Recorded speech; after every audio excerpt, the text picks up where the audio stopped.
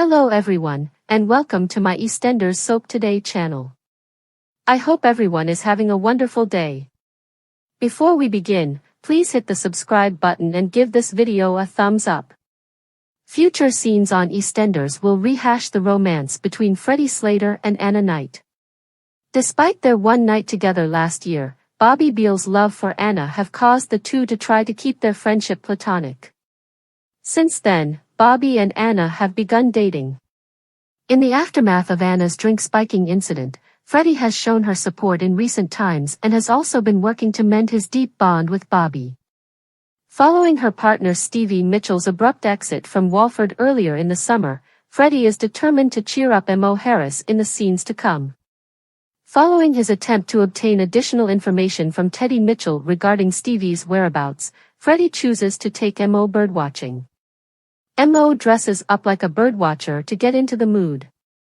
Eventually, after Bobby has stood her up, Anna joins the two. Throughout the day, Mo observes that Anna and Freddie continue to spark. Mo tells Anna about her doubts at a quiet moment, which makes Anna wonder how she feels about Bobby. Bobby has been more reclusive lately, maybe since he was older than his sister Lucy when she passed away at the age of 21. It has been previously stated that Clay Milner Russell, a cast member, will soon be leaving his position as Bobby Beale. It's too early to know if the love between Anna and Freddie will lead to Bobby's exit. Max Bowden, an actor from EastEnders who portrayed Ben Mitchell on the soap opera, has opened up about his reasons for quitting. In an interview with the Lewis Nichols Show on YouTube, Bowden, who portrayed Ben in his most recent iteration from 2019 to 2024, said he was burnt out and that it was time for a rest. When asked whether he was fired or decided to leave the show, Bowden said to Nichols, "The most important thing was that my time was ready. As I mentioned earlier, I was extremely exhausted and not myself. The Max sat in front of you today was kind of a ghost, and they recognized that, I recognized that," he said. "I did nearly 600 episodes in 5 years, which is a hell of a lot, and it was time for a rest," he remarked in reference to his burnout. "The producers were undoubtedly weary of me being tired, as much as the role and myself were tired. To be honest, I believe that a large part of it was that I needed to take a short break. I had to take care of myself, return to a state of excellent mental health, concentrate on my recovery, and fulfill my role as a father."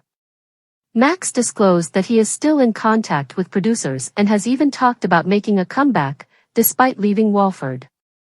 Speaking candidly about a trying final year on the soap opera, Bowden claimed that, in a way, his closest friend's death from a brain tumor was life imitating art. Bowden was filming moments on screen with Danielle Harold, who was portraying Lola Pierce, who was terminally ill due to a brain tumor. "It laid a lot out on the table, and it exposed me to a lot of vulnerability which probably at the time I didn't navigate well," he stated. "It was a tough old time, but you know what, I'm a hell of a lot stronger for it," Bowden stated. "That was definitely the hardest period of my professional life." This evening, EastEnders will reveal a shocking development involving serial killer Gray Atkins. Since his arrest and subsequent charges for many killings, including that of his wife Chantel Atkins, Tina Carter, and Kush Kazemi, Gray's life has been rather quiet. When his crimes were eventually discovered in 2022, he finally made his escape. When asked about his departure at the time, Toby replied, "It is really. We filmed some stuff the other day and I actually got quite emotional just talking out loud about this whole journey as Gray because it's been such a roller coaster. To see it climax and to see it all come together, it did actually affect me more than I thought it would." After abusing Chantel for months at home, Gray killed her first. With the assistance of Kirat, she made the decision to flee with the kids after realizing that she would never be able to be free of him. Before she could escape, Gray saw what she was doing, and in tragic moments, Gray shoved her so hard that she fell onto the open dishwasher and got impaled by a knife. Gray killed Tina, and she passed away just 3 months after Chantel. She had planned to flee for the attack on Ian Beale, which she had denied committing, but she realized Gray had been interfering and went to face him when she saw the detective and heard she had been cleared. She died as a result of that, and the RG was buried beneath her body. Gray killed Cush by pushing him in front of a tube train. Given that Gray was fascinated with Whitney and that she was intending to move away, the fact that he was driving her away was enough to kill Cush and Whitney. An update on Gray will be provided tonight, when Bernie and Chelsea find out he is selling the house. When an estate agent's board is put up in the front garden of number 1 house, people realize Gray is selling up quickly. Could this mean that the wicked serial killer makes a comeback? The iconic Patsy Palmer from EastEnders was spotted close to the show's set, which sparked speculation that she will be returning to the BBC soap opera as Bianca Jackson in the upcoming months. Legendary EastEnder Patsy Palmer has been spotted in London, which has led to rumors that she may be returning to the BBC One serial opera. The actress, 52, who has played the outspoken Bianca Jackson on and off since 1993, made a surprise comeback to the role in honor of Whitney Dean's, Shona McGarty, leaving. After leaving the renowned soap opera for 5 years, Patsy returned to the role of Bianca in February 2024. Her character's much-awaited return to Albert Square came after Whitney had illegally fostered a child from Bianca's Milton Keynes estate. But Whitney fled the square, leaving Bianca alone, after learning that her stepmother Bianca knew about Zach Hudson's, James Farrar, adultery with Lauren Branning, Jacqueline Jossa. Before confessing to Kat Slater, Jessie Wallace, that she had been struggling with melancholy for several months, Bianca also got into an argument with accountant Rice Caldwell, Johnny Freeman.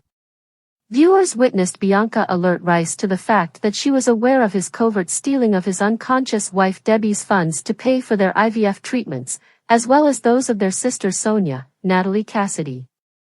Then Bianca vanished in her taco van and was never heard from again.